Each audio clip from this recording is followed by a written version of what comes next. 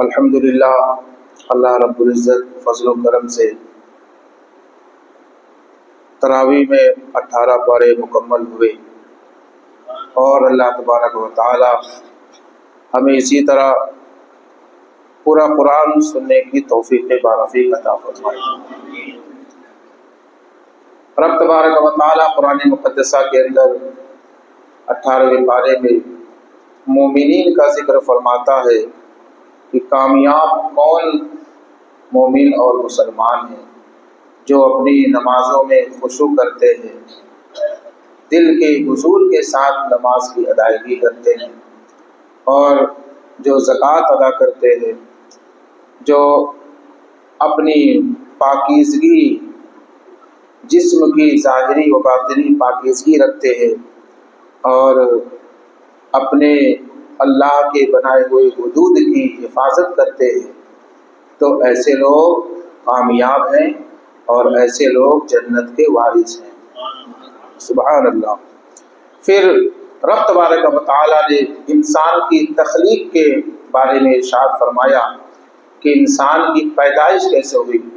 فرماتا ہے کہ ہم نے انسان کو ایک قطرہ ناپاک سے پیدا فرمایا، اس کے بعد پھر اسے خون کا ایک لوتھڑا کیا، پھر اس کے بعد اس کو مضغہ کی شکل میں ہم نے تبدیل کیا، پھر اس کے بعد ہڈی بنائی اور ہڈیوں پر گوشت ہم نے چڑھایا، پھر انسان کو ایک صحیح سالم اعضاء عطا فرمائے اور پھر اس کو اس دنیا میں آنے کے قابل بنایا۔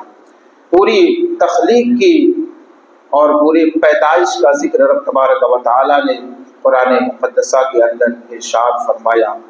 حضرات، اس طرح سے ایک انسان کی پیدائش ہوئی، اس طرح کے ایک انسان کی تخلیق ہوئی، اور پھر وہی انسان دنیا میں آنے کے بعد جھگڑا فساد کرے، اپنے رب کی نافرمانی کرے، رسول پاک صلی اللہ علیہ وسلم کے فرمان کو ٹالے، تو پھر وہ کامیاب نہیں ہے۔ کامیاب وہی ہے جو اپنی پیدائش پر غور و فکر کرتا ہے، اپنے رب کا حکم بھی مانتا ہے اور رسول پاک صلی اللہ علیہ وسلم سے سچی محبت بھی رکھتا ہے۔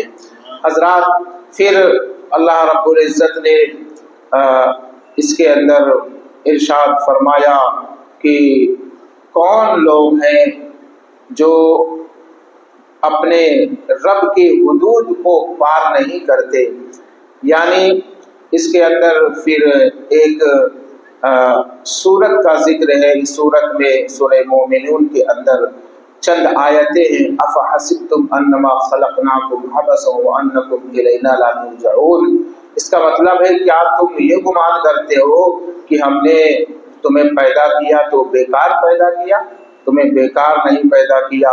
زمین کا ذرہ ذرہ جو ہم نے بنایا ہے، اس کائنات گیتی پر جو کچھ بھی ہم نے پیدا کیا، سب کے اندر کوئی نہ کوئی حکمت ہے، اور سب کو اللہ نے کسی نہ کسی مقصد کے تحت پیدا کیا۔ انسان کی پیدائش ہوئی، وما خلقت الجن والانس الا لیعبدون۔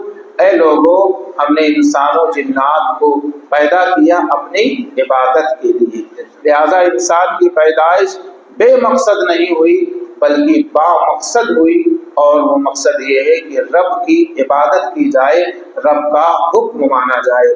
ان آیتوں کے تعلق سے رسول پاک صلی اللہ علیہ وسلم ارشاد فرماتے ہیں کہ اگر یہ آیت صدق کے دل سے پڑھ کر اگر پہاڑ پر دم کر دیا جائے تو پہاڑ اپنی جگہ سے ٹل سکتا ہے۔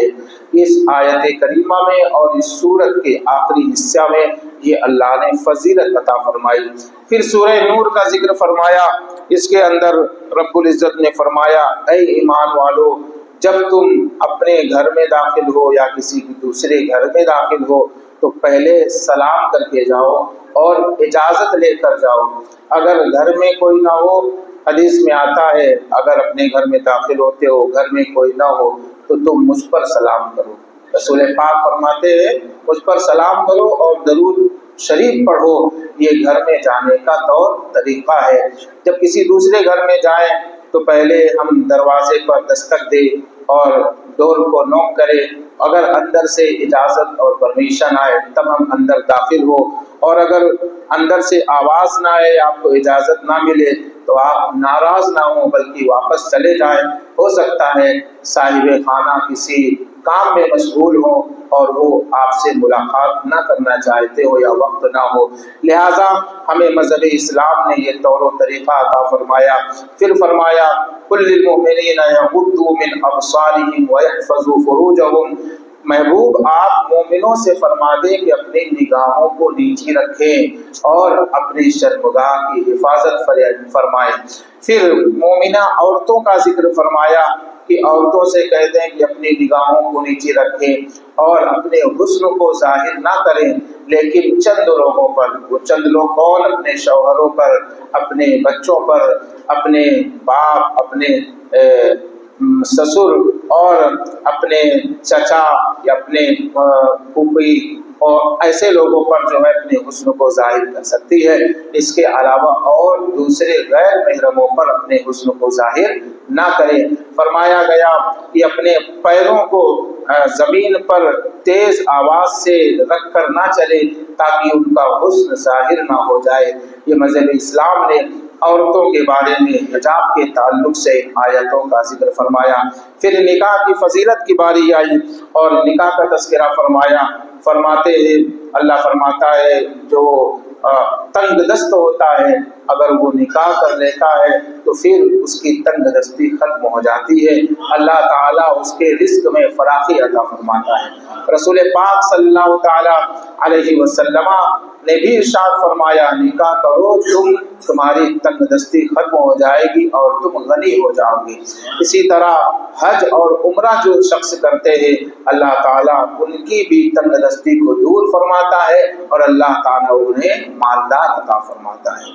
اللہ رب العزت ہم سبھی کو قرآن مقدس کی ان آیات پر عمل کی توفیق بارفیق عطا فرمائے اور اپنے رسول پاک صلی اللہ تعالی علیہ وسلم سے سچی و پکی محبت کی ہم سبھی کو توفیق بارفیق عطا فرمائے۔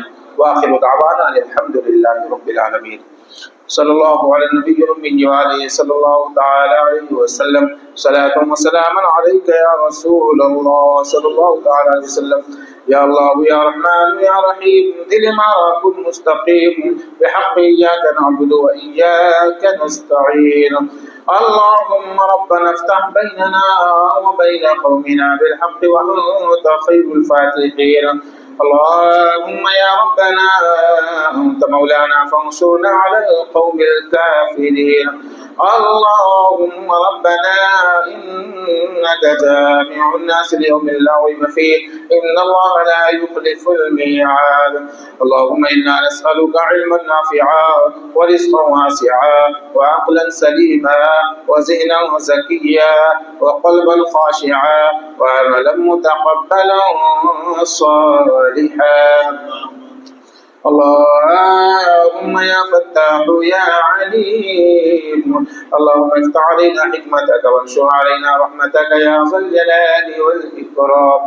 اللهم ربنا اغفر لنا ولوالدينا وللمؤمنين يوم يقوم الحساب۔ اللهم اشفني واشفنا شفاء عاجلا وكاملا من كل الأمراض بجاه سيد المرسلين۔ إن الله وملائكته يصلون على النبي يا أيها الذين آمنوا صلوا عليه وسلموا تسليما۔ اللهم صل على سيدنا مولانا محمد وعلى آل سيدنا مولانا محمد وبارك وسلم صلاة وسلام عليك يا رسول الله صلى الله تعالى عليه وسلم۔ سبحان ربك رب العزة عما يصفون وسلام على المرسلين والحمد لله رب العالمين بحق لا إله إلا الله محمد رسول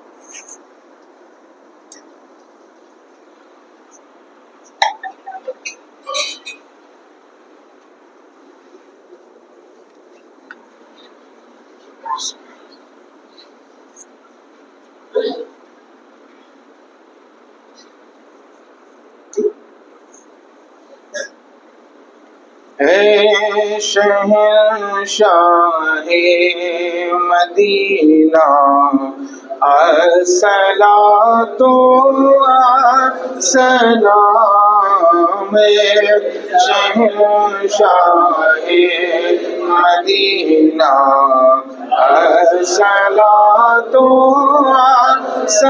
والسلام زینت عرش معلی الصلاۃ والسلام زینت عرش معلی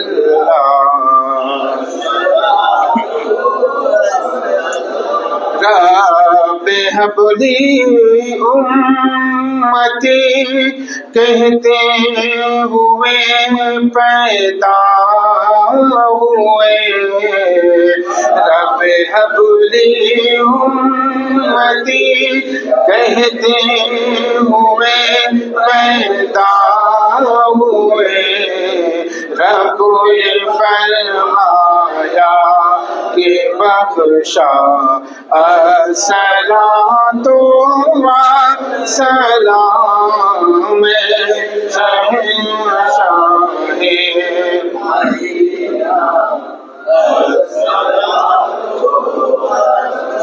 حضرت آدم سے لے کر حضرت عیسیٰ تلک حضرت آدم سے لے کر حضرت عیسیٰ تلک سارے نبیوں نے پڑھا ہے الصلاۃ والسلام شہنشاہ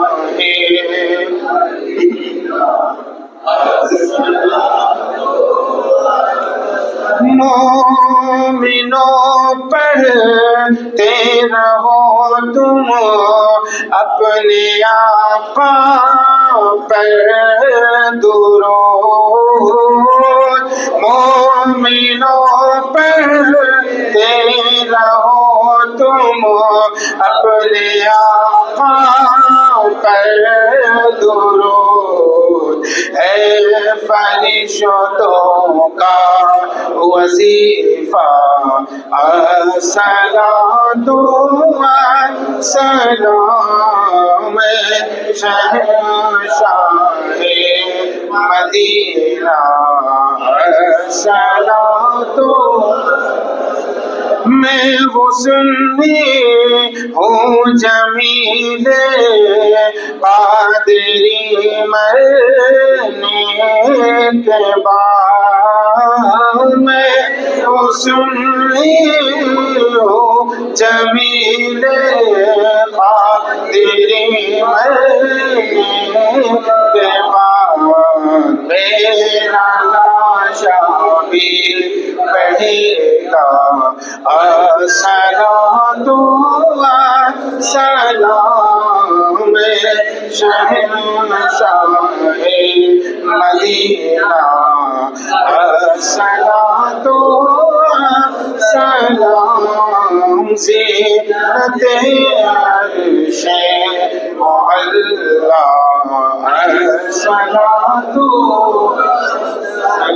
الصلاۃ والسلام علیکم یا رسول اللہ الصلاۃ والسلام علیکم یا حبیب اللہ الصلاۃ والسلام علیکم یا نور من نور اللہ الصلاۃ والسلام علیکم یا زینت عرش اللہ الصلاۃ والسلام علیکم یا قاسم رزق اللہ وعلی آلہ واصحابہ یا شفیعنا یوم الجزاء دکھائی دے یا الہی و مدینہ کیسی بستی ہے جہاں پر رات مولا تیری خدمت برستی ہے تمنا ہے الہی موت یوں آئے مدینے میں نظر کے سامنے خیر الورا کا آستانہ ہو سبحان ربک رب العزت عما یصفون وسلام علی المرسلین والحمد للہ رب العالمین بحق لا الہ الا اللہ محمد رسول